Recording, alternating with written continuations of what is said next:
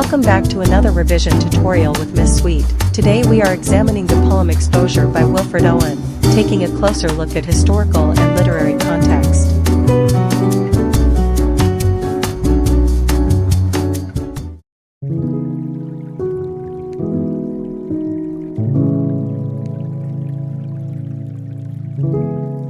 Wilfred Owen was a poet who wrote about the horrors of war from his experience serving in the British Army during World War I. He loved writing from an early age and became an English teacher in France. He was sent to fight in France in 1917, but was hit by a shell explosion. The same explosion killed his best friend, and Wilfred was left devastated. He started suffering from shell shock. This was when soldiers started to act strangely because of the noise, fear, and danger of war. He was sent to hospital in Edinburgh to recover. While he was in there, Wilfred met another poet called Siegfried Sassoon. They both thought it was important to tell people what war was really like and help them understand how badly soldiers were being hurt. In 1918, he returned to fight in France and was awarded the Military Cross for his bravery. However, just days before the end of the war, Wilfred was killed in battle.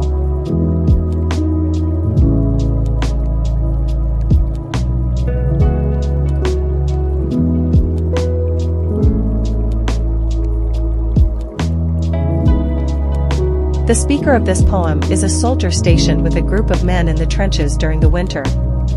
The speaker wants to expose the harsh conditions of warfare, and to challenge the view that such suffering is necessary in the name of victory. Though the speaker is just one soldier, he often speaks in the first-person plural, using pronouns like we and our to indicate that he represents a larger group of people.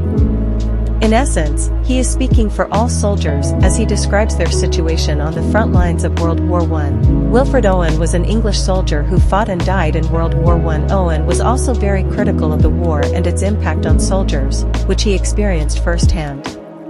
Based on these facts, it is possible to read the speaker and Owen as being very similar, if not the same person.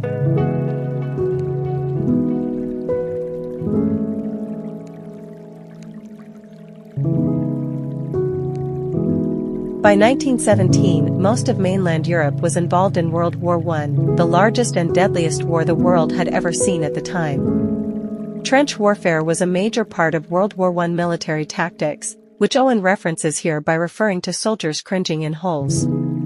The space between opposing armies' trenches, so-called no man's land, was filled with barbed wire. Poor sanitary conditions in the trenches contributed to the spread of disease, and exposure during winter months was a common killer. The term shell shock emerged from the war, in reference to soldiers suffering with what would now be termed PTSD. Owen and many others also strongly criticized the war for what they saw as unnecessary loss of life. Owen wrote many of his poems to convey the horrors of war to civilians who had no way of visualizing what war really looked like. After his hospitalization in Edinburgh, Owen returned to the front lines of the war in the fall of 1918 and died on November 4, 1918, 1 week before the armistice declaring the end of the war was signed. Thank you so much for watching. I hope you found this useful.